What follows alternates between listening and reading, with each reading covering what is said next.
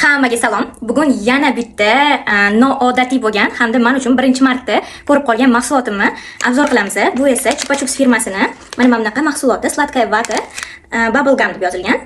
Nimaga menga qiziqish uyg'otganini sababi, bu yerda sladkaya vata превращается в надувную жевательную резинку degan.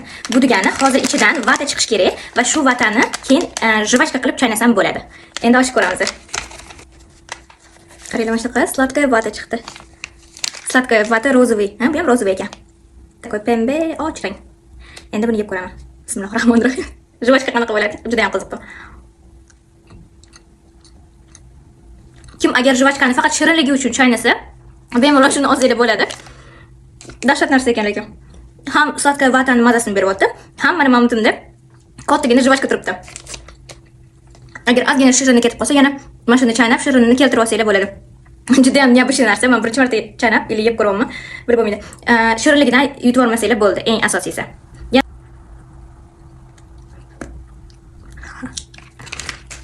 Yana shunaqa qiziqarli kontentlar kerak bo'lsa va noodatiy bo'lgan mahsulotlar kerak bo'lsa, albatta menga obuna bo'lib qo'yinglar.